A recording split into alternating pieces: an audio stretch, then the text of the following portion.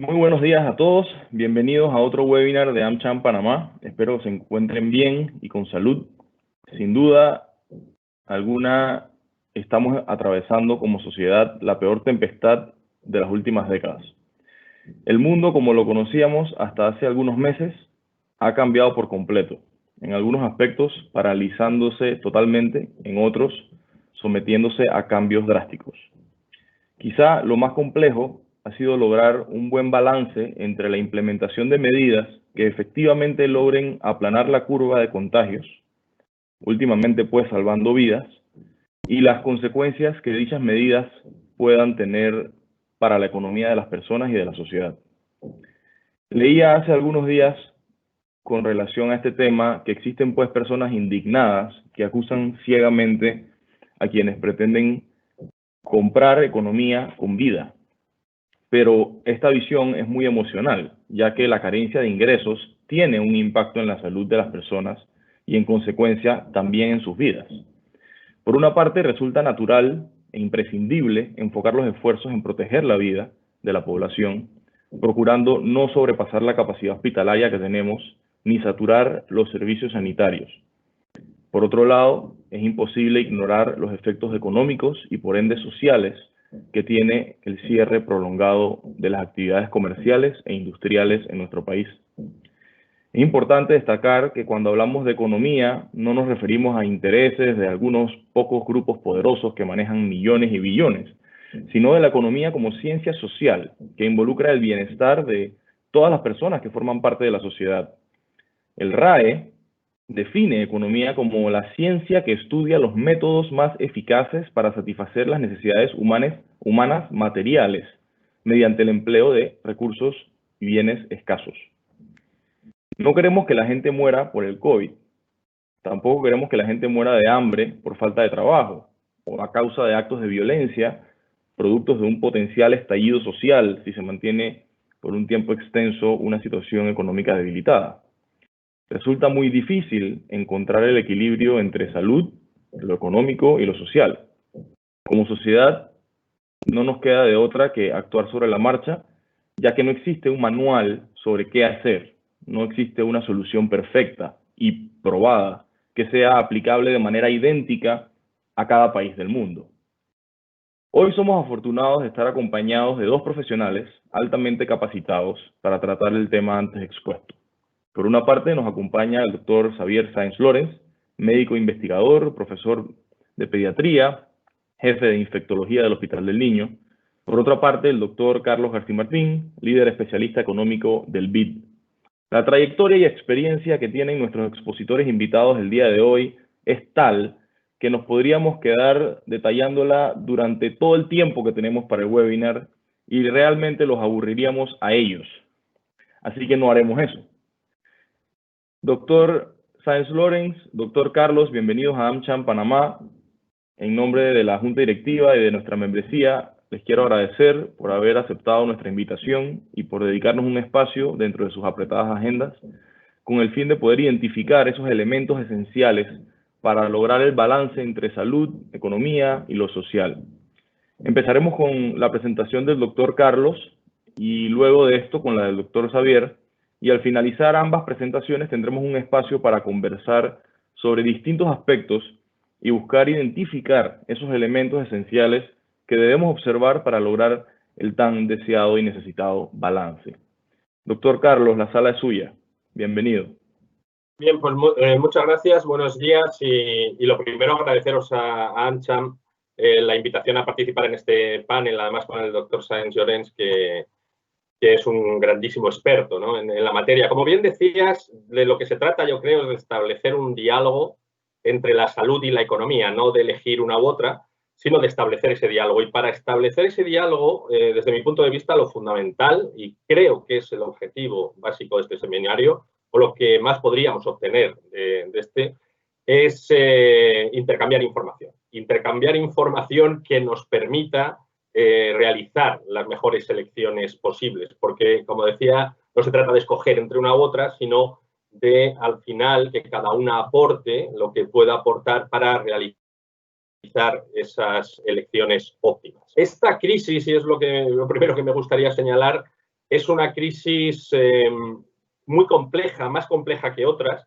y no solo porque es más profunda que otras, sino porque es más incierta que otras. Es decir, nos movemos en un terreno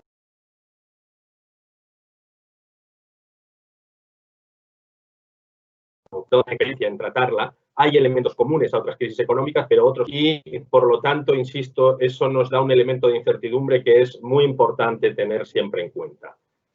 Como sabéis, ha habido recientemente varias proyecciones de lo que va a ocurrir previsiblemente en Panamá de aquí a final de año en términos económicos. Las perspectivas no son buenas ni en Panamá ni en general en el conjunto de países, porque, como decía, es una crisis muy profunda y muy incierta. A Panamá, además, esta crisis le agarra en un momento malo del ciclo. Panamá es uno de los países que más había crecido, ya no de América Latina, sino del mundo, en los últimos 10, 15 años más o menos, pero más recientemente esa tasa de crecimiento tan alta había venido cayendo y, de hecho, en el año 2019 es el peor año en términos de crecimiento desde la crisis financiera internacional de 2008-2009. Se esperaba una cierta recuperación este año y es en ese momento en el que le agarra la pandemia a Panamá. Para poder analizar esto, entonces, yo creo, si consigo... A ver, ahora, yo creo que lo fundamental para, como decía, poder intercambiar esa información que nos sea útil a todos, es analizar primero lo que es la composición de la economía de Panamá, cuáles son las principales actividades en la economía panameña, porque si no tendría menos sentido hablar de establecer medidas. Esto que tenéis aquí es la composición del Producto Interno Bruto por actividades económicas, tanto en millones de dólares como en porcentaje sobre el total. Y aquí lo primero que llama la atención es que Panamá es una economía liderada por la construcción, es la principal actividad económica del país. De hecho, Panamá es uno de los países del mundo donde más pesa la construcción en el Producto Interno Bruto. La última vez que lo miré, que fue hace unos meses, no sé si hay algún dato nuevo, Panamá era el tercer país del mundo con mayor peso de la construcción en el PIB. Y los otros dos países eran Bután y Haití. Antes estaba Angola también, es decir, países que habían sufrido o bien conflictos bélicos o bien catástrofes naturales y que prácticamente lo único que producían era construcción. Pero para países con el nivel de desarrollo de Panamá, el peso de la construcción suele ser bastante menor, prácticamente la mitad. Es un país, por tanto, liderado por la construcción. Después nos encontraríamos con el comercio, las actividades inmobiliarias, que también están vinculadas a esa construcción, y el transporte almacenamiento. Pero las dos primeras están muy por encima del resto. Y después vendrían las demás. Incluso la intermediación financiera, que parece una gran actividad en Panamá, y lo es, pero está bastante más alejada de las otras. Si lo miramos como contribución al crecimiento en los últimos años, nos encontramos algo parecido, solo que transporte, almacenamiento y comunicaciones, es decir, lo que tiene que ver con la logística, se convierte en la actividad que más ha contribuido al crecimiento de los últimos años. Pero después, de nuevo, nos encontraríamos con la construcción, nos encontraríamos con el comercio y con esas actividades inmobiliarias. Y el resto ya está bastante alejado de esas actividades. No voy a entrar en detalle una por una porque si no sería demasiado aburrido, luego podemos entrar, pero esto, digamos, si intentamos profundizar un poquito, solo un poquito, porque al fin y al cabo esto requeriría un análisis muchísimo más detallado. Estos son los datos que hay disponibles en el INEC para llegar a conclusiones más profundas, insisto, necesitaríamos un análisis más detallado, pero si vamos a ver ya los sectores y nos fijamos en el sector primario, que es importante y luego diré por qué, es un sector primario básicamente protagonizado por la ganadería. La agricultura tiene bastante menos importancia, de hecho la pesca tiene más importancia que la agricultura, pero es la ganadería lo que lidera en Panamá el sector primario. Si nos fijamos en el sector, que luego diré por qué también es relevante, es un sector también a su vez liderado o protagonizado por las actividades agroalimentarias, es decir, es una industria muy vinculada a la actividad del campo panameño. Y después estarían el cemento, otras industrias manufactureras y ya nos iríamos alejando mucho. Es decir, que el grado de concentración es bastante alto. Si nos fijamos en el comercio, lo más importante es el comercio al por menor. Pero si en el comercio al por mayor incluimos la zona franca, entonces estaría más o menos a la par, ligeramente por encima el comercio al por mayor. Como decía al principio, todos los números que hay aquí están lo primero en millones de dólares, lo segundo en porcentaje del Producto Interno Bruto. Si nos fijamos en otra actividad importante que aparece en la misma categoría en la clasificación básica, que son los hoteles y restaurantes, en realidad fundamentalmente nos referimos a restaurantes, que tiene casi 3 veces más de peso en el Producto Interno Bruto que los propios hoteles. Esto es la logística, que es por lo que Panamá es conocido mundialmente. Y aquí hay otras actividades, pero fundamentalmente estamos hablando del canal. La segunda actividad, pero ya bastante lejos, es el transporte por vía terrestre. Fijaros que aeropuertos, que es importante en Panamá, pero solamente es el 1,3% del Producto Interno Bruto. Bastante alejado, alejadísimo de lo que era construcción que vimos en su momento o de lo que pueda ser comercio, pero incluso también bastante por debajo de lo que es toda la actividad que presta la Autoridad del Canal de Panamá. Eso es en cuanto a la composición del producto. Pero claro, el producto, o digamos el valor agregado, la riqueza, no es, desde el punto de vista económico, la única variable. Hay otra variable muy importante que es el empleo.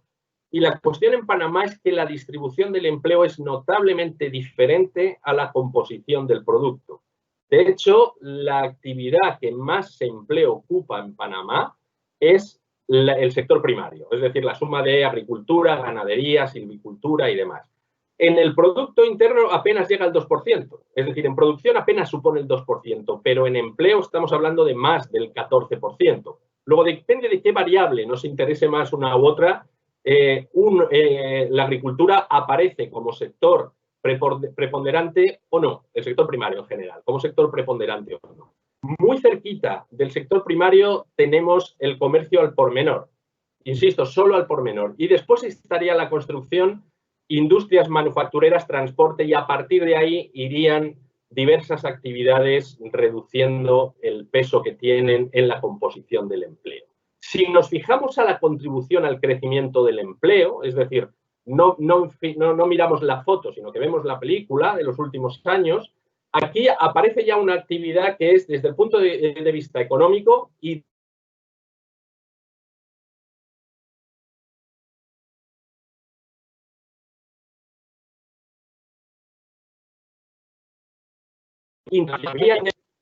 recientemente, de hecho, el gobierno ha comenzado la apertura. También están los casinos, también está la lotería, pero es una actividad que, aunque no tiene un gran peso en el producto, en el empleo, sí lo ha tenido en la creación de empleo. Y después estaría el comercio al por menor, la agricultura, de nuevo, todo lo que es el sector primario, el transporte y otro sector que es peculiar en Panamá, que es el servicio doméstico. Un sector que no genera gran riqueza en el país, pero sí genera empleo y ha sido, de hecho, de los más creadores de empleo a lo largo de los últimos años. La cuestión, entonces, es que, yo creo que esto es interesante, dado que desde el punto de vista económico tenemos dos elementos importantes, uno lo que es la producción o el producto, y por otro lado el empleo, sería fijarnos en dónde convergen antes. Esto es simplemente un cuadrante de aquellas actividades con mayor peso en el empleo, mayor peso en el producto.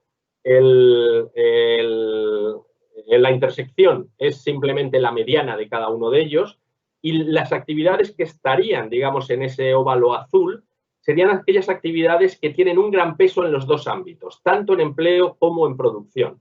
Y ahí nos encontramos la construcción, ahí nos encontramos el comercio al por menor, ahí nos encontramos el transporte, las manufacturas y la administración pública.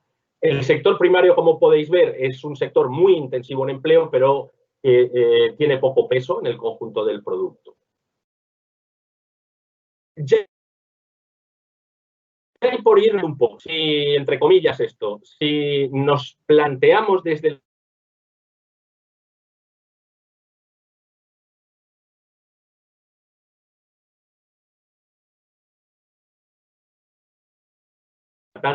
que le damos la misma importancia a la producción que al empleo, la primera actividad sería, en el caso de Panamá, la construcción, después el comercio y ya más alejado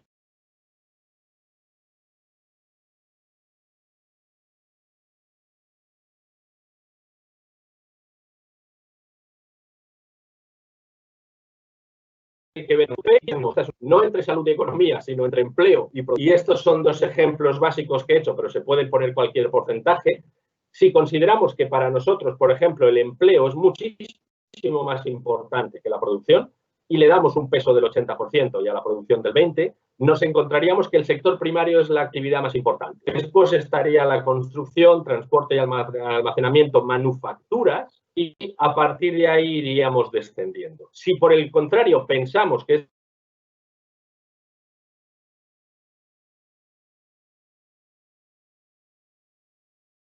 es muy entonces que la construcción es el sector más relevante, de lejos, muy alejado del resto, y después ya iría bajando paulatinamente el comercio al por menor, el transporte, comercio al por mayor, manufactura. Por lo tanto, por ir identificando algunos.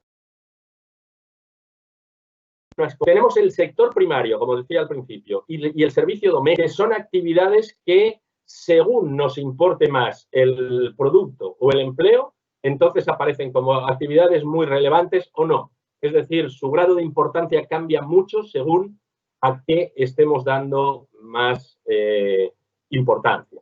La minería es otro sector que me gustaría mencionar porque hasta ahora no ha aparecido en las clasificaciones.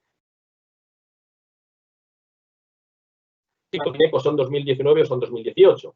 Y la mina de cobre, la más importante, el año pasado solamente estuvo abierta unos meses.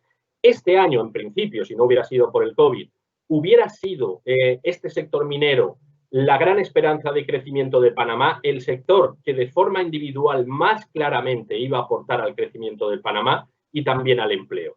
Y la última tablita esta que hay aquí es, digamos, los 4 o 5 actividades que podemos identificar, de nuevo entre comillas, como más rentables en el caso de Panamá en términos de PIB y empleo, que serían las manufacturas, el transporte, comercio al por menor y construcción.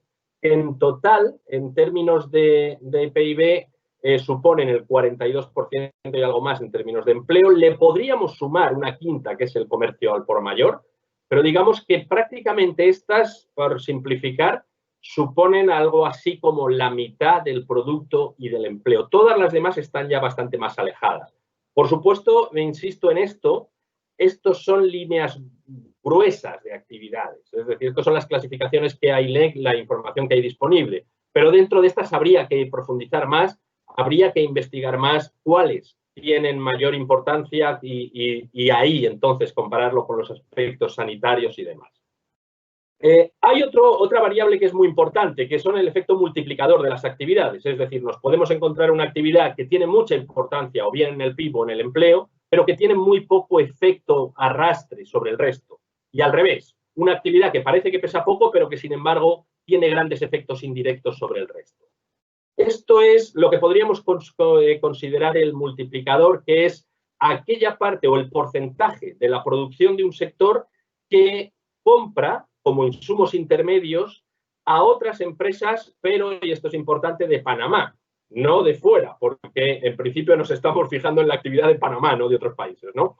Y aquí el primero son las manufacturas. Las manufacturas, que recordáis, era uno de los sectores importantes, pero no era el primero ni el segundo, ni en términos de producción ni en términos de empleo, pero desde el punto de vista de este efecto multiplicador es con diferencia la actividad más importante. ¿Por qué? Por lo que decía al principio, las manufacturas en Panamá fundamentalmente son industria agroalimentaria y compran mucho dentro del país. Los otros, y de nuevo, casinos, peluquerías, todo esto, también es una actividad con un efecto multiplicador importante.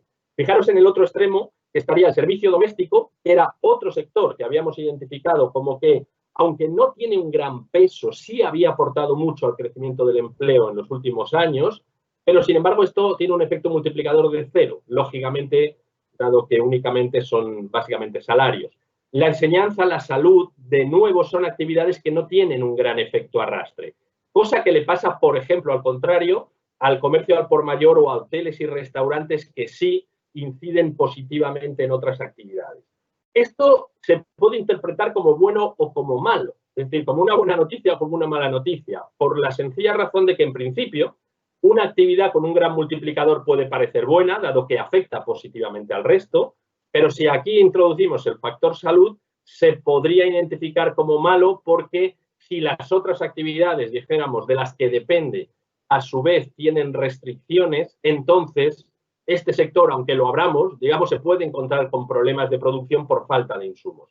Aquí de nuevo nos encontraríamos ese equilibrio, ¿no? Y otra variable importante y es, desde el punto de vista social, cuál es el efecto que tienen sobre los salarios cada una de las actividades. Y aquí nos encontramos que el campeón, con diferencia sobre los demás, porque es el 100%, es el servicio doméstico. Esto lo que quiere decir es que en el servicio doméstico toda la producción va a salarios. La enseñanza, que como efecto multiplicador tenía muy poco, sin embargo, si consideramos como variable importante para nosotros el efecto que tiene sobre los salarios desde el punto de vista social, es un sector donde los salarios pesan muchísimo, mucho más que otro tipo de insumos, el factor trabajo. Y lo mismo pasa con el sector salud o con las actividades profesionales científicas y técnicas. Por el otro lado, nos encontraríamos las minas y canteras, prefiero dejarlo por otro lado porque los datos no incluyen la mina de cobre, pero en el otro extremo nos encontraríamos las manufacturas, que es uno de los sectores que habíamos identificado en principio como interesante. Sin embargo, desde el punto de vista de los salarios lo es mucho menos que otro, por la sencilla razón de que buena parte de las compras que hace o de los insumos que necesitan las manufacturas no van a parar a los asalariados, sino a la compra de otros insumos.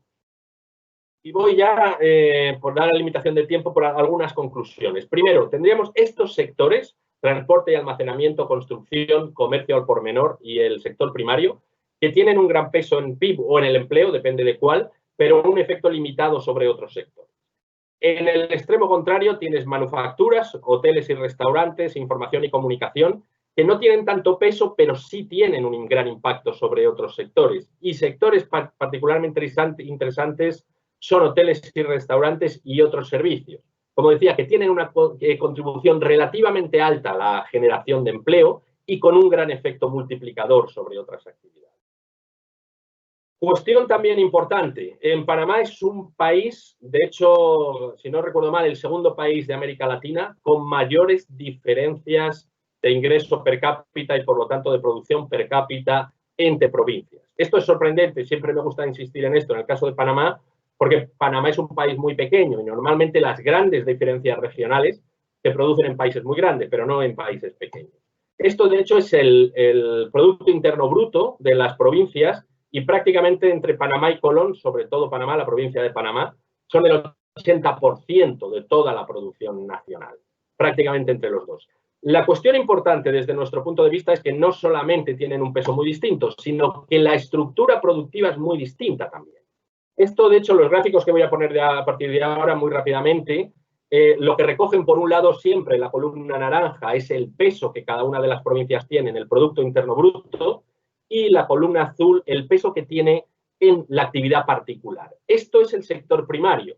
Y claro, si nos fijamos, por ejemplo, en Chiriquí, pues Chiriquí es una provincia que apenas pesa el 6% en el Producto Interno Bruto del país, pero sin embargo en el sector primario tiene el 23% del total. Es decir, que si nos planteáramos, por ejemplo, cuál es la actividad o una de las actividades que más le puede interesar a Chiriquí abrir, evidentemente estaría aquí. Panamá o Colón son el caso contrario. Para Panamá y Colón esto no importa tanto, tienen muchísimo mayor peso en el PIB que de lo que tienen en el sector primario.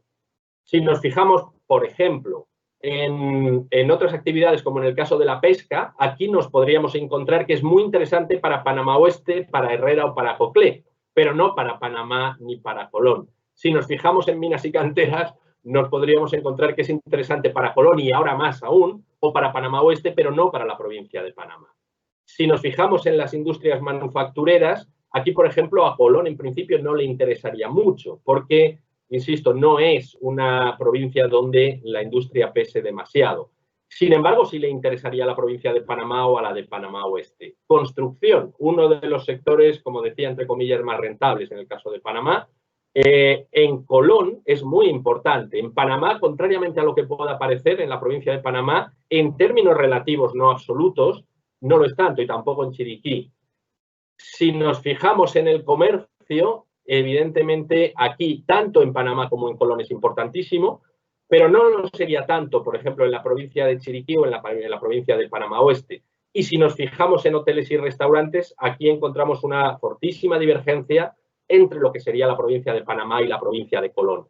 Esto, y por no insistir más en otro tipo de actividades, lo que te vendría a decir es que, dadas las fuertes diferencias que existen en la estructura productiva de las provincias de Panamá, si pasamos a discutir cualquier plan de apertura o cualquier plan de reactivación, podemos encontrarnos que los intereses de las provincias son divergentes, que no existe una homogeneización a nivel de país. Y voy terminando ya con algunas conclusiones. Y voy a ser aquí más general. Lo primero es que al fin, como decía al principio y como comentabas antes, cuando estamos hablando de estos temas existen varios criterios de decisión. Evidentemente el prioritario es salud, pero también existen otros, como comentabas. El económico, el social, incluso algunos otros. Aquí lo difícil es establecer ponderaciones. Podemos pensar que salud nos importa el 100% y el otro el 0%, y nos podemos encontrar con otras personas que piensan lo contrario, porque no hay una solución matemática a este problema. Es una cuestión de elección. Y aquí podemos encontrarnos, insisto, con opiniones que al final van a ser subjetivas. Pero, y esto es lo que yo creo que es muy importante, cualquier opinión que tengamos es fundamental que esté basada en buena información, tanto en el ámbito de salud, como en el ámbito económico, como en el ámbito social. Porque si no, al final, estas ponderaciones, que son la clave que establezcamos, podemos encontrarnos como que son o han sido mal elegidas en el sentido de que tienen resultados contrarios a lo que nosotros estábamos buscando. Por eso insisto que esto es simplemente una primera aproximación y que hay que avanzar mucho. Y luego otro tema que a mí me gusta, y ya concluyo con esto, otro tema al que a mí me gusta insistir, que es una obviedad, pero que yo tengo la sensación de que a menudo se nos olvida y es muy importante también para establecer cualquier estrategia en la economía, ¿no? En la crisis económica de esta pandemia. Y es que se nos olvida a veces que la salud es lo que en economía se llama un bien público, un bien colectivo. Y esto quiere decir no que sea del sector público, sino lo que quiere decir simplemente es que es un bien cuyo consumo no depende de mí mismo solo, sino depende del resto. Es decir, si yo me tomo ahora una taza de café o me compro un auto, eso es una decisión que depende solo de mí. Sin embargo, mi salud depende de las decisiones de los demás. Es decir, lo bien o mal que esté yo de salud, cuando hablamos de pandemias, en parte depende de mí, pero en parte depende del resto. Y de hecho, esto es la lógica, o en esto se basa la lógica de una cuarentena. Pero esto tiene implicaciones. Y las implicaciones de una cuarentena es que tenemos dos grupos sociales muy distintos, tanto a nivel de empresas o a nivel de personas, unos que mantienen la actividad y otros que no la mantienen. En condiciones normales, sin pandemia, estos dos grupos, digamos, que se intercambian bienes y servicios y cada uno compra al otro con lo que le vende al otro. Y todo funciona bien.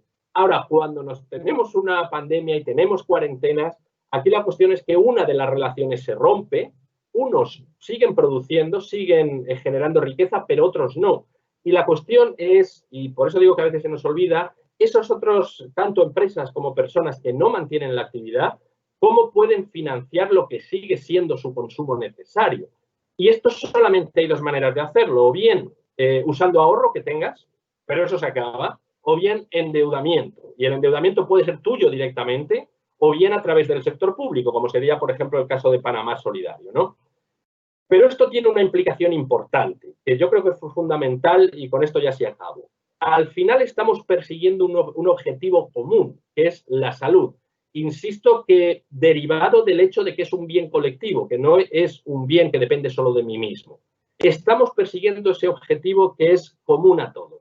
Y sin embargo estamos exigiendo un grado de sacrificio diferente. No les estamos exigiendo el mismo grado de sacrificio a aquellos grupos sociales que mantienen la actividad del sacrificio que le estamos exigiendo a los que no mantienen la actividad y implica que o bien han tenido que cerrar la empresa o bien han perdido el empleo o han perdido ingresos. Por lo tanto, y yo creo que esto es importante, debemos plantearnos todo también con otro factor, y entraríamos ya en el terreno social, y es que exista un reparto equitativo, y no quiere decir que sea fácil lograrlo, pero un cierto reparto equitativo de los costos de la crisis.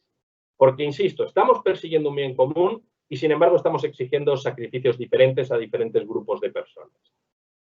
Esto, de hecho, y lo dejo ahí ya para terminar, me lleva a otra reflexión y es que yo creo que sería interesante en algún momento hacer, y ya se está haciendo en algunas ciudades, recientemente se hizo en Estocolmo, en Barcelona, antes se hizo en Nueva York, hacer un análisis socioeconómico de los contagiados. Porque eso yo creo que ayudaría, de hecho, a reducir también lo que es el problema sanitario, ¿no? Y se ve muy claro que existen diferencias educativas, diferencias de ingresos, diferencias sociales, etcétera, etcétera. Y tener ese tipo de estudios yo creo que sería importante. Y con esto lo dejo, me he excedido un poquito, pero creo que no mucho, y de nuevo os agradezco la invitación a participar en este diálogo. Por el contrario, doctor Carlos, muchas gracias por esa intervención muy, muy nutrida, un buen pantallazo a todo el tema económico, un buen pantallazo resumido de las actividades económicas del país, que va a servir de base en complemento a lo que va a decir ahora el doctor Xavier, para ver si logramos encontrar esos elementos para el balance. Doctor Xavier, la sala es suya. Sí, muchas gracias, Luis. Y he aprendido muchísimo con Carlos, así que he estado pendiente de todo lo que informaba. Y la verdad es que en ningún momento salud y economía están peleados, ¿no? Al contrario, tienen que complementarse porque muchas de las actividades de salud dependen evidentemente de una buena economía, ¿no? Así que tomando en cuenta la economía y la salud y el impacto en lo social, pues precisamente es importante tener un balance de los tres ejes para salir de la mejor manera posible de esta pandemia, ¿no? Que afecta al mundo, que no solamente afecta a Panamá, sino a todo el mundo, ¿no? Déjame ver si comparto mi pantalla. No sé si habría que salir de la otra.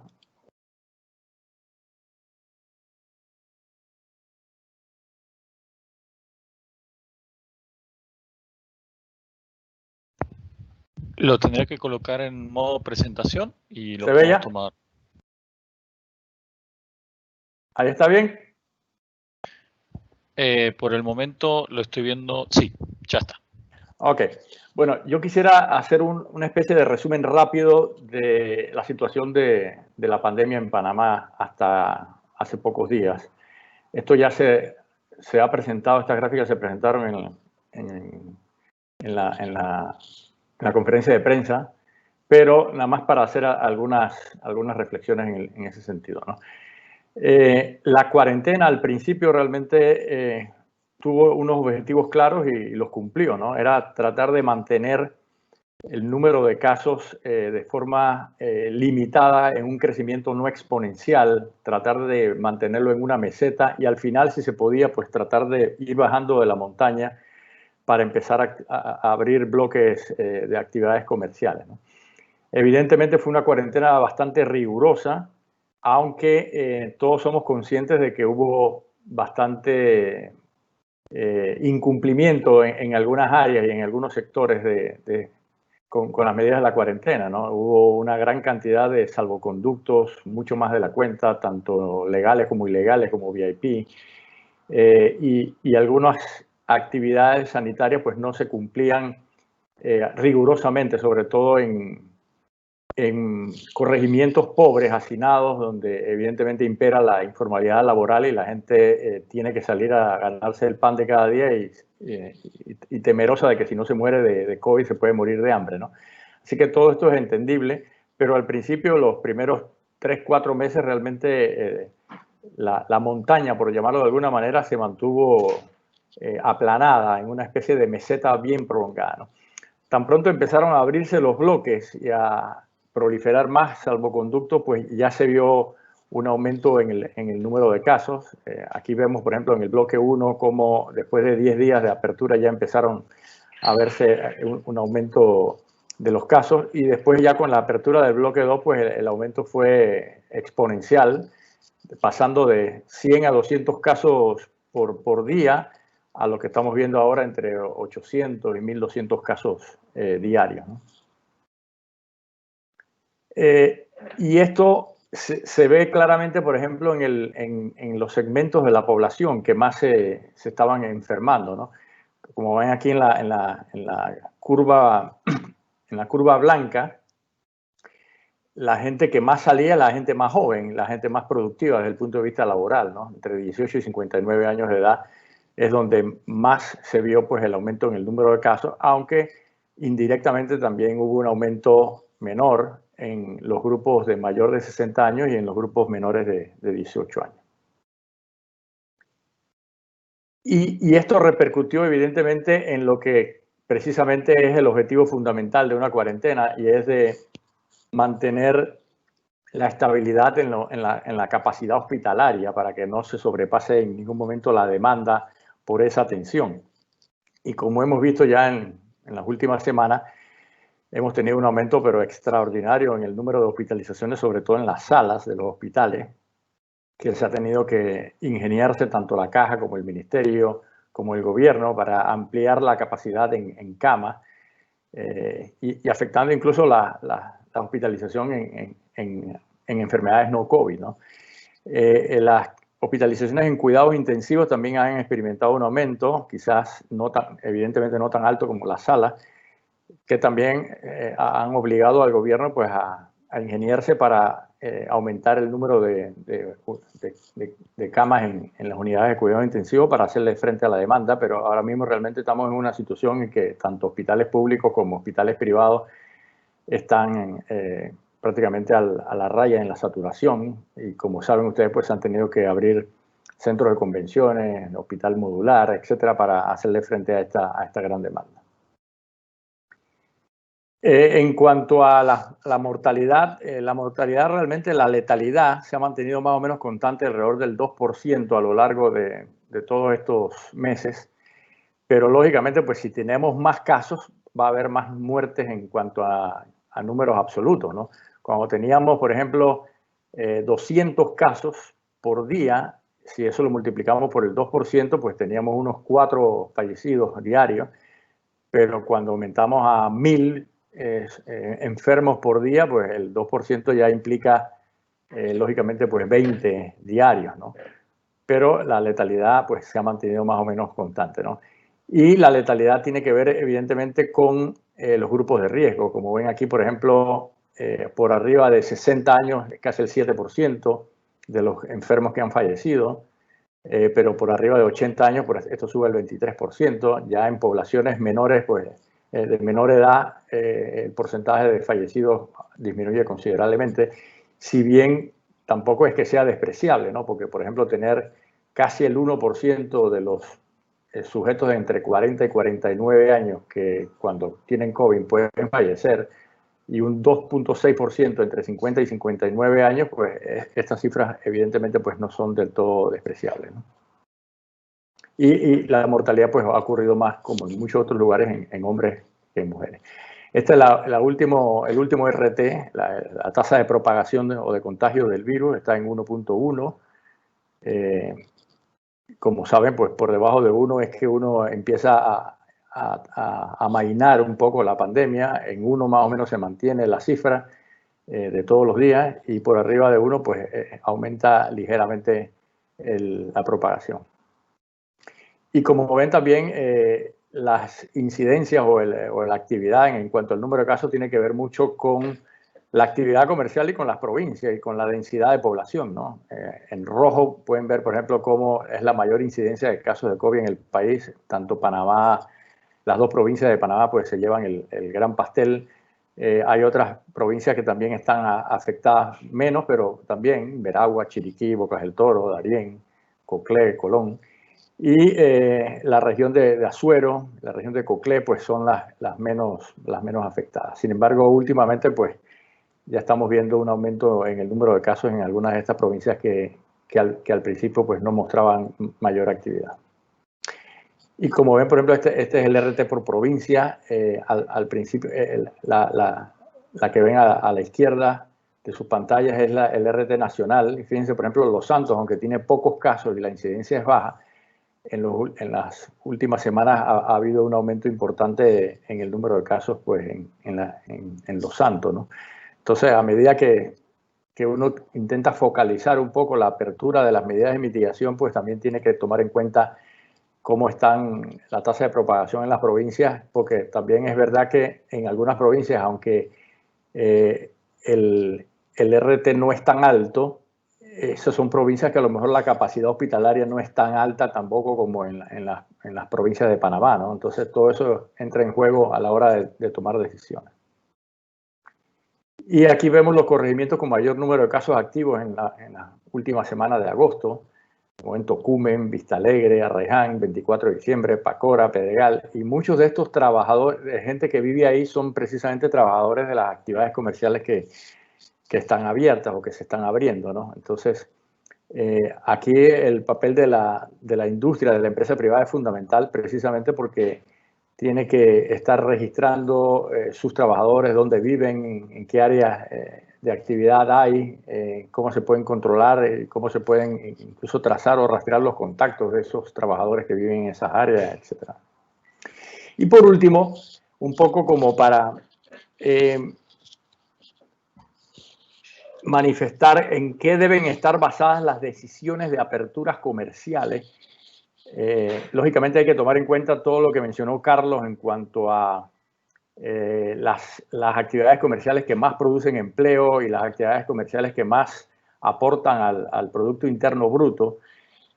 Pero desde el punto de vista sanitario también uno puede categorizar las actividades comerciales en bajo riesgo, mediano riesgo y alto riesgo, y así ir pensando conjuntamente con los insumos que presentó Carlos, cómo se van a aperturar las diferentes actividades comerciales, ¿no? Por ejemplo, en bajo riesgo, esto es una información de la Sociedad de Enfermedades Infecciosas de los Estados Unidos, que ha hecho un balance pues, bien exhaustivo de los riesgos sanitarios de las diferentes actividades comerciales. Por ejemplo, bajo riesgo sería estar en un hotel, es una actividad de bajo riesgo, una vacación, por ejemplo, en un área rural, ir a la playa, sobre todo si hay poca gente en la playa, ir a caminar, a correr, a montar bicicleta, los deportes que no son de contacto, por ejemplo, el golf, el tenis, ir a hacer distanciamiento físico en actividades en el campo, barbacoas con distanciamiento físico y pocas personas, pedir comida a domicilio de un restaurante, ir a las oficinas de los médicos, por ejemplo, sobre todo si hay una adecuada ventilación y distanciamiento físico. Estas son actividades de bajo riesgo, ¿no? Y muchas de estas pues han sido abiertas desde un principio, si bien con bastantes limitaciones. Por ejemplo, ir a la playa o a veces el deporte ha tenido algunas restricciones que a mi juicio pues no han tenido mucho sentido. Después vienen las actividades de mediano riesgo, y en las actividades de mediano riesgo se incluye incluso el transporte aéreo y el transporte en buses o en metro. Sin embargo, pueden ser de alto riesgo si no hay distanciamiento físico y si hay hacinamiento dentro de lugares, ¿no? O sea, hay que manejarlo con todas las medidas de bioseguridad, ¿no? Bioseguridad disponible, ¿no? Por ejemplo, llevar a los niños a un área de juegos, ir a piscinas, por ejemplo, con todo el distanciamiento apropiado, ya empezar con deportes de bajo contacto como el béisbol, el softball, el voleibol,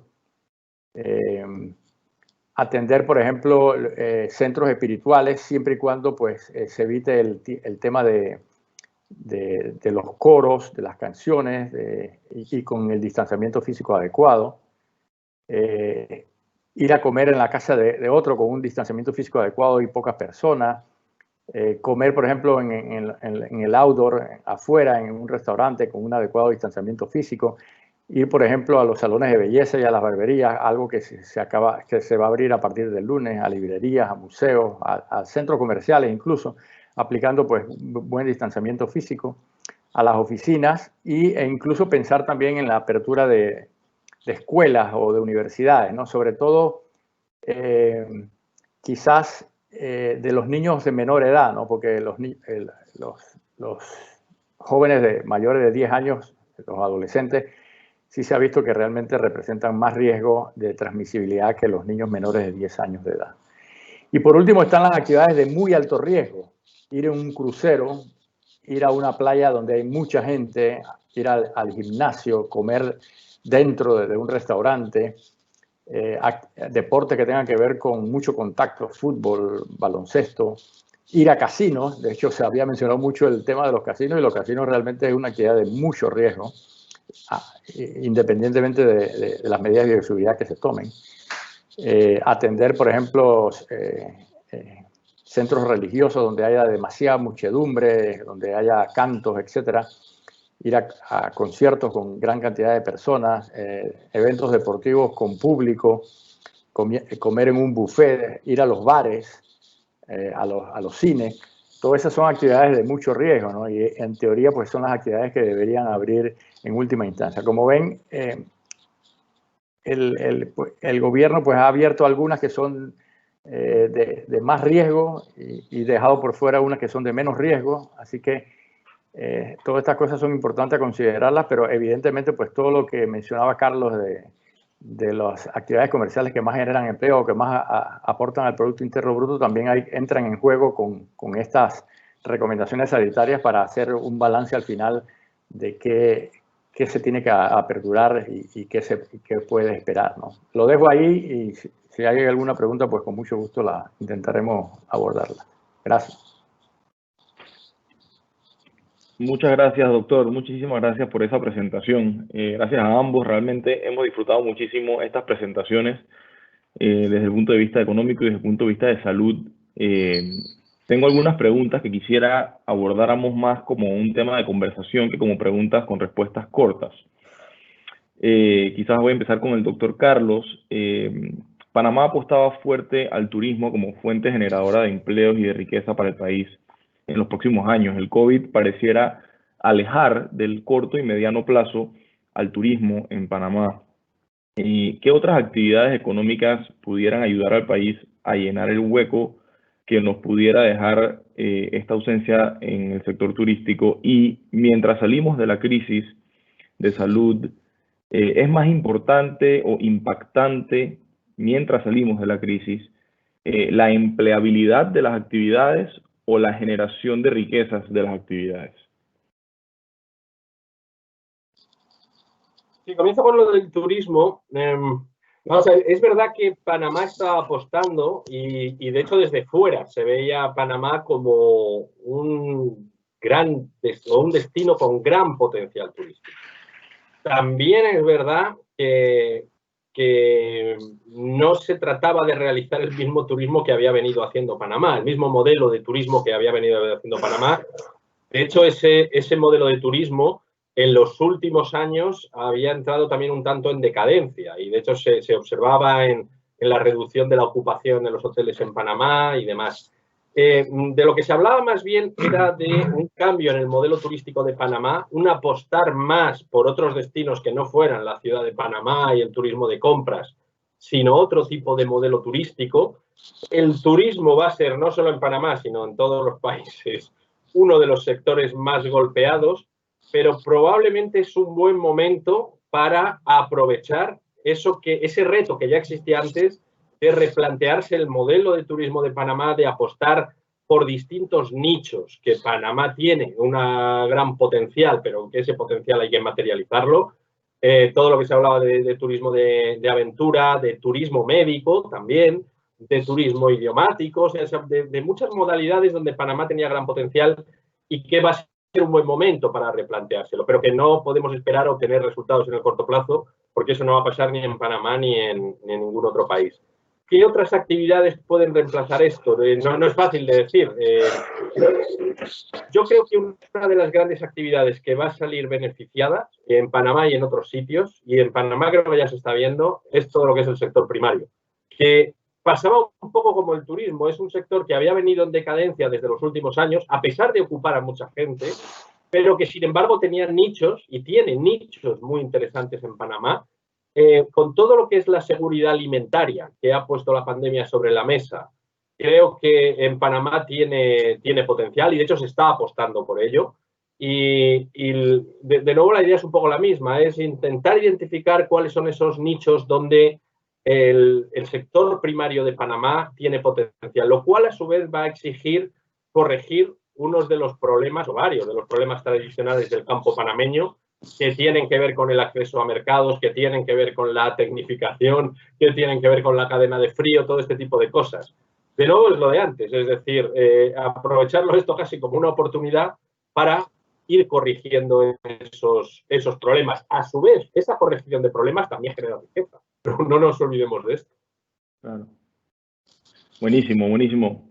Doctor Xavier, el doctor Carlos ha identificado actividades comerciales que tienen un mayor impacto, podrían tener un mayor impacto en la economía de Panamá en su presentación. Y habló de la construcción, habló de, no en este orden, pero en general, de la construcción, del comercio al por menor, el comercio al por mayor, el sector primario, la manufactura, el transporte y almacenamiento y la minería. Y si se me escapa uno, don Carlos, usted me corregirá. De estas actividades mencionadas en la presentación del doctor Carlos, ¿cuáles serían las que menos afectarían en los esfuerzos en materia de salud? Es decir, ¿cuáles de estas actividades que van a generar empleo, que son importantes para que la economía empiece a activarse un poco y que las personas pues no se mueran de hambre, no pierdan tantos empleos y puedan llevar sustento a sus casas? De estas actividades, ¿cuáles son las que tendrían, de las que más impacto tendrían desde el punto de vista económico, cuáles serían las que el riesgo más bajo de contagio tuvieran? Sí, básicamente eso se resume muy bien en la última lámina que presenté, ¿no? Todas las actividades que implique mucha gente, o sea, conglomerados o que impliquen lugares cerrados, poco ventilados, lógicamente pues son las de mayor riesgo. Entonces, dicho esto, pues todas las actividades, si uno las planea de forma adecuada, pudieran ser abiertas, pero con la responsabilidad evidentemente tanto de los empresarios como de los trabajadores, ¿no? Por ejemplo, la construcción, si realmente la gente se distancia físicamente, como son lugares abiertos y no son lugares hacinados, entonces lógicamente pues la construcción también podría empezar a abrirse, ¿no? Y de hecho en la última conferencia de prensa del señor ministro pues ya empezaron a abrirse algunas áreas de construcción, tanto pública como privada, ¿no? La minería ha hecho la minera, por ejemplo, en Panamá ha hecho un trabajo pero espectacular en bioseguridad. Ellos tienen laboratorios, tienen pruebas de PCR, tienen personal médico, tienen área de aislamiento para todos sus empleados y la verdad que han hecho un trabajo pero extraordinario, que es digno de imitar no solamente a nivel nacional, sino a nivel internacional, ¿no? Y de hecho, por ejemplo, otras empresas también lo están haciendo muy bien. Por ejemplo, Copa lo está haciendo muy bien. O sea, es cuestión de organizarse, planear bien la bioseguridad, evitar el contacto cercano entre la gente, evitar el hacinamiento y tomar las medidas de bioseguridad adecuadas y, lógicamente, pues asegurar pues, que la gente sea responsable, ¿no? en cumplir esta medida. En la medida que eso se cumpla, realmente yo creo que la apertura de las actividades comerciales puede ir un poco más rápido de lo que se ha hecho, ¿no? Porque realmente el riesgo, lo que estamos viendo es que el mayor riesgo de contagio lo estamos viendo en barrios hacinados dentro de las casas, porque son casas en que hay 15 personas y un solo cuarto, y ahí hay un problema importante. Y también en el transporte, sobre todo de esas áreas, porque el transporte pues está, lógicamente, pues no cumpliendo muy bien en esas áreas con todas las medidas esas de distanciamiento. Claro, claro. Muchas gracias. Ahora conocemos más sobre el virus que a principio del año, ¿no? Entendemos que para disminuir significativamente la crisis de salud producida por el COVID-19, tenemos que lograr una vacuna para toda la población, un medicamento que efectivamente cure la enfermedad o llegar a la inmunidad de rebaño, para lo cual se dice que se requiere que el 65% de la población, más o menos, haya tenido contacto con el virus. Doctor Xavier, si tuviera que hacer una estimación, ¿cuánto tiempo demoraría cada una de estas posibles soluciones, la vacuna, el medicamento, la inmunidad de rebaño, y qué efecto tendría eso en la sociedad? ¿Y cuál sería el presupuesto estimado que debe tener un país como Panamá para adquirir vacunas para toda la población y o medicamentos que efectivamente curen la enfermedad? Bueno, una pregunta complicada, difícil y larga de explicar, ¿no? Pero evidentemente pues es la pregunta del millón, por llamarlo de alguna manera. Bueno, lo primero que te diría es que es mucho mejor infectarse ahora en agosto que haberse infectado en marzo. Definitivamente, porque ya hay algunas terapias que han probado ser eficaces.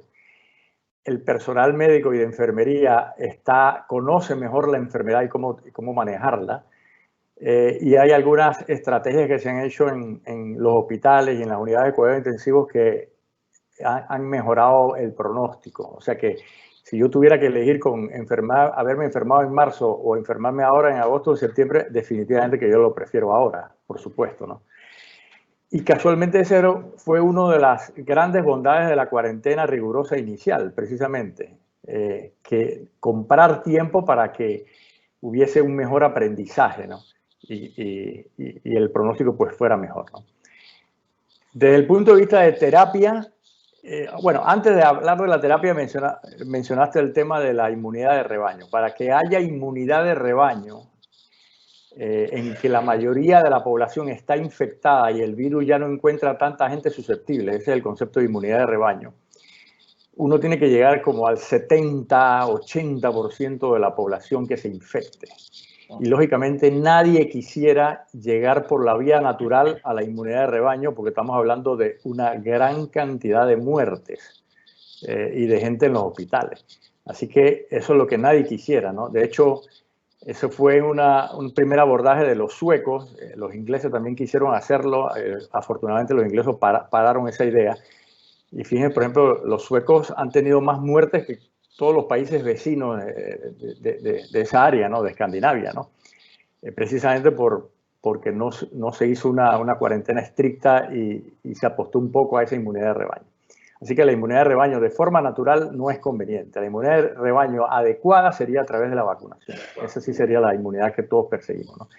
Con respecto al tratamiento, hay algunos medicamentos ya que se han probado que son eficaces. Por ejemplo, un medicamento que se llama Remdesivir, es un antiviral. Se ha demostrado que no es la panacea, pero mejora el pronóstico. Los esteroides mejoran el pronóstico y algunas otras medidas que se hacen en los cuidados intensivos. Ninguno de estos medicamentos cura el COVID, sino que mejora un poco el pronóstico. Así que realmente lo que va a cambiar el escenario de la pandemia es la vacunación, sin lugar a dudas. Y no solamente una vacuna, sino múltiples vacunas, porque hay vacunas que a lo mejor sirven para una población específica y hay otras vacunas que a lo mejor sirven a otra población específica. Así que lo más probable es que el mundo va a necesitar varias vacunas con plataformas tecnológicas completamente distintas. Y hay 3 avenidas que se han explorado y que el gobierno ha explorado para tener las vacunas lo más pronto posible, ¿no? La primera es la tradicional. ¿Cuál es la tradicional? Que las vacunas las aprueba la Organización Mundial de la Salud, la Organización Panamericana de la Salud, la FDA, la EMA, etc. Y esas vacunas entran a través del fondo rotatorio de la OPS. Así se compran todas las vacunas en Panamá que no son COVID. Y eso asegura que las vacunas que el procedimiento sea transparente, sea al menor costo posible, porque las compras son regionales de todo el continente americano, ¿no? Y ahí no hay ningún favorito desde el punto de vista de una empresa que produce vacunas, sino son las que se cualifican y las que tienen el mejor costo y la mejor accesibilidad. Sin embargo, esa estrategia es para el 2021. Si queremos vacunas en el 2020, hay otras 2 avenidas. Una es hacer negociaciones bilaterales con las empresas que están más avanzadas, en fase 2 y en fase 3, y a ver si esas empresas quieren venderle a Panamá por lo menos para el 15-20% de su población, la población de más riesgo.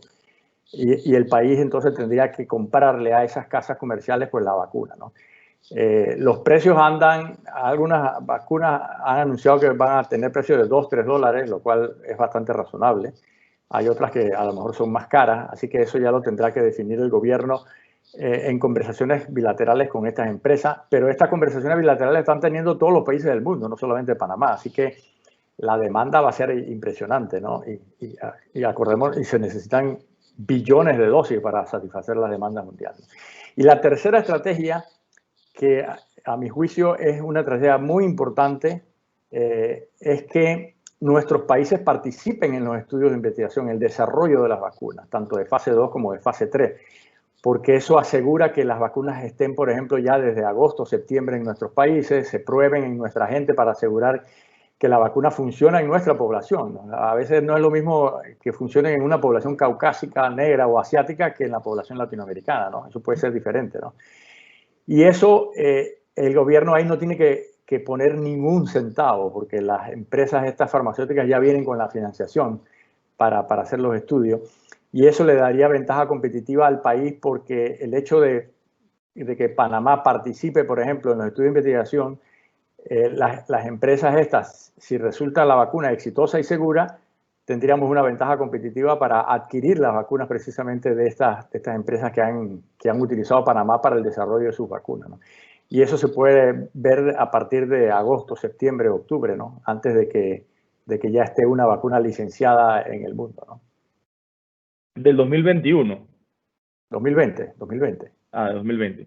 Okay, entonces, si le entendí bien, de las 3 avenidas, digamos que el panorama para vacunación, que al final de las 3 opciones, vacunación, tratamiento o rebaño, sabemos que su opinión es alejarse un poco del tema de la inmunidad de rebaño por los efectos y las consecuencias que eso puede tener y enfocarnos más en el tema de la vacuna. Y dentro del tema de la vacuna, dentro de la solución de la vacuna, podemos ver tratamientos o negociaciones bilaterales entre Panamá y estas empresas que están ya en las fases finales de producción de la vacuna, y habrá una competencia enorme en muchos países que estarán haciendo lo mismo. Tendremos quizás una capacidad de no comprar tantas como si pudiéramos en el 2021, o esperar entonces porque se podrían hacer los dos esfuerzos, esperar entonces hasta el 2021 a que salgan las vacunas y que realmente tengamos la cantidad de vacunas suficientes para la población. ¿Entendí bien esa parte? No, perfectamente. Y el problema es que, a ver, en tema de vacunación, y bueno, en tema de salud en general, la seguridad de la persona está por encima de cualquier otro interés. Entonces estamos viendo una guerra hegemónica, una guerra ideológica, una guerra política, económica, para ver quién produce la vacuna primero. Por ejemplo, en Estados Unidos la estrategia es ganar elecciones. Entonces eso va a influir en la introducción de vacunas, por ejemplo, en Estados Unidos. Pero ya estamos viendo anuncios de la vacuna en Rusia o la vacuna en China, etcétera. Hay que tener cuidado, no hay que saltarse las fases de evaluación de seguridad. Las vacunas tienen que ser seguras y aprobadas por las agencias reguladoras que precisamente velan por la seguridad de las personas, ¿no? Lo que no queremos es que peor sea el remedio que la enfermedad, ¿no?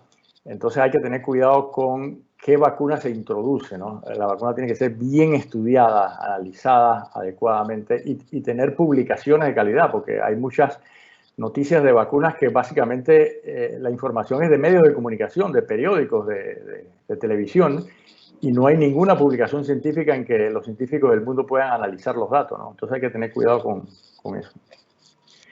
En ese sentido, doctor Carlos, y entendiendo que pues las primeras vacunas que podríamos conseguir, si somos exitosos en esas negociaciones bilaterales y si el país lo considera eficiente y apropiado, sería este año quizás a finales, si no más bien en 2021, y dentro del 2021 pues no hay una fecha cierta.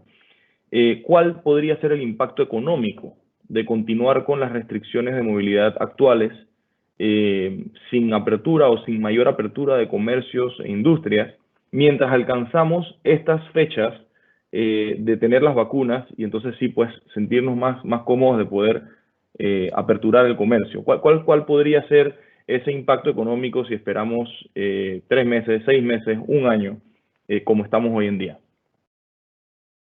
Como decía al principio, si tú vas observando las proyecciones que han ido haciendo los diversos analistas, incluido el Fondo Monetario, al principio, ya hablamos de abril más o menos, se proyectaba una caída del producto en Panamá del 2%, 3%, incluso el propio Economist, que hace poco fue bastante más negativo, en ese momento daba una caída de solo el 1%.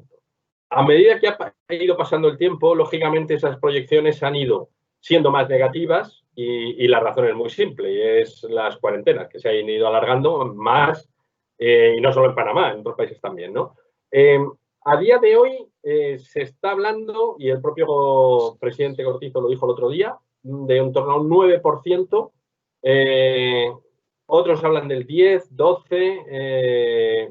El JP Morgan dijo el otro día 14. A los más pesimistas hablan del 17. En realidad no lo sabemos, porque hay dos factores aquí muy importantes. Uno, al que te referías, que no sabemos cuándo se va a acabar la cuarentena, no sabemos cómo va a evolucionar la pandemia y además no solamente por la evolución, digamos, de los propios contagios o de los fallecimientos en sí ahora, sino de los posibles rebrotes que pueda haber. Y de hecho ya lo está viendo, mi país lo está viendo y en otros países también. En Francia ahora están otra vez, ¿no? En Grecia están otra vez. Israel. Entonces, por eso digo que hay un grado de incertidumbre enorme y yo creo que ya hablar del 12% de caída, del 14%, ya es que ni siquiera es muy importante esas diferencias. Pero hay otro elemento que yo creo muy importante y es que esto no es lineal. Es decir, no se trata de que un mes más signifique 2 puntos más de caída, otro mes más, entonces ya signifique 4, 6, 8, etcétera, ¿no?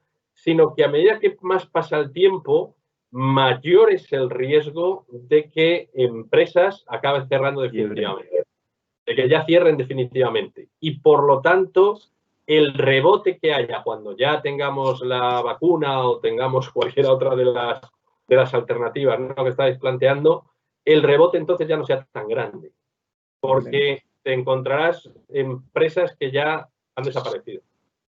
Y ahí entraríamos en otro factor añadido de riesgo, y es que la propia crisis económica acabe desembocando en una crisis social. Y una crisis social, a su vez, influye en la propia economía, lógicamente. Entonces, ahí nos movemos en un grado de incertidumbre que a día de hoy, vamos, yo soy capaz de decirlo, pero creo que nadie es capaz de decirlo, y por muchas cifras que se den, no sabemos si estamos hablando de un 10, de un 12, depende totalmente de la evolución de la pandemia y de las noticias que vayamos teniendo del sector farmacéutico. Claro, muy claro eso.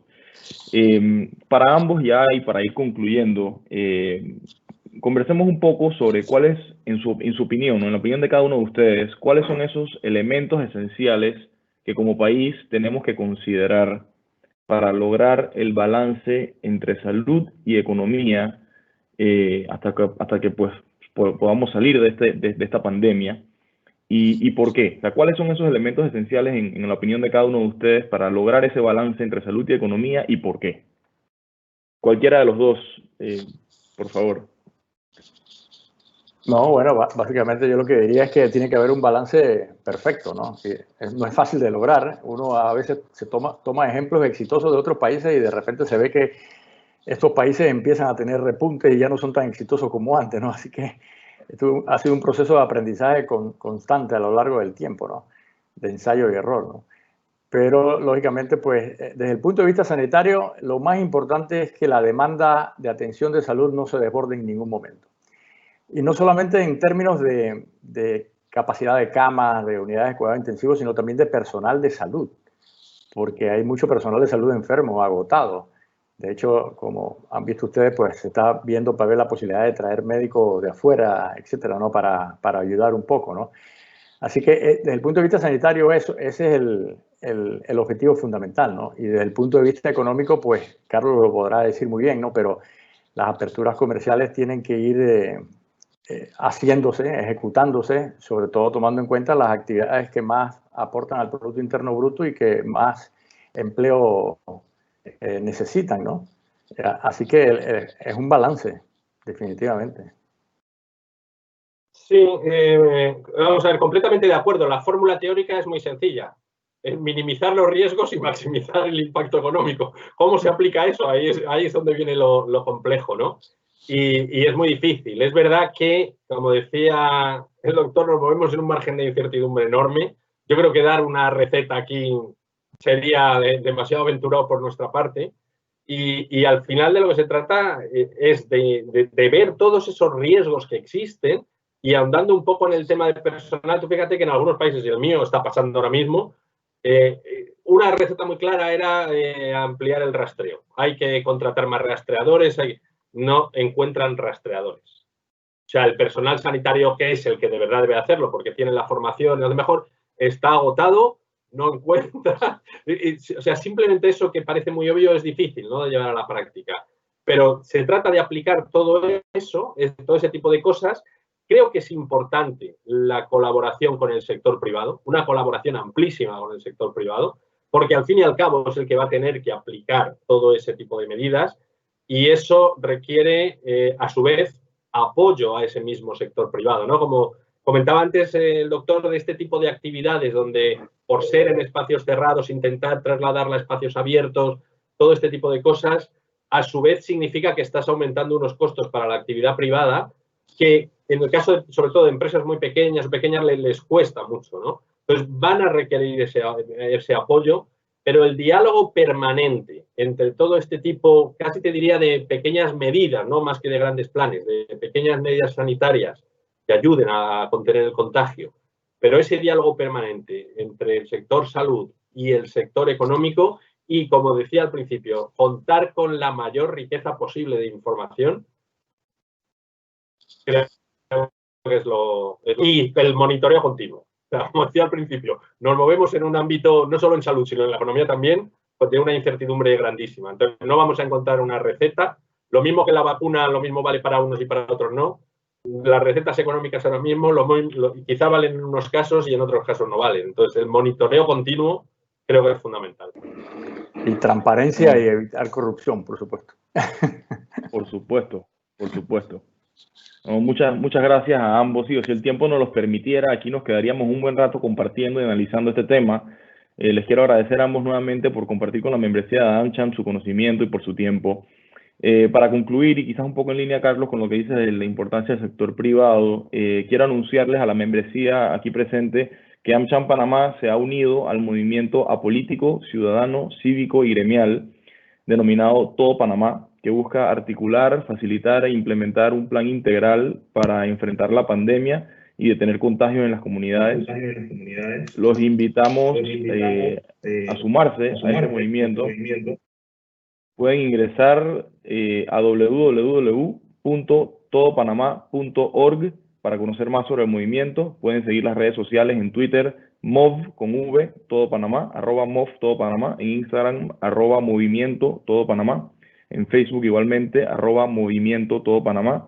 Pueden agregar sus mensajes en redes sociales con el hashtag El virus lo paras tú y también el hashtag Todo Panamá, sin tildes. Pueden hacer llegar sus ideas o sugerencias para que Todo Panamá sea cada día mejor al correo yomeuno@todopanamá.org. En fin, pueden hacer donaciones en dinero, insumos, incluso anotarse para ser voluntario. Con eso, pues, los incentivamos a que busquen esta alternativa, busquen esta información, se unan y nos despedimos agradeciendo nuevamente a Carlos, al doctor Xavier, por su tiempo y por todo el conocimiento. En nombre de la directiva, muchísimas gracias. Gracias a todos los que participaron en este webinar y los invitamos a seguir pendientes de las próximas actividades y los próximos webinars de AmCham Panamá. Muchísimas gracias a todos. Muchas gracias a vosotros. Gracias. Hasta luego.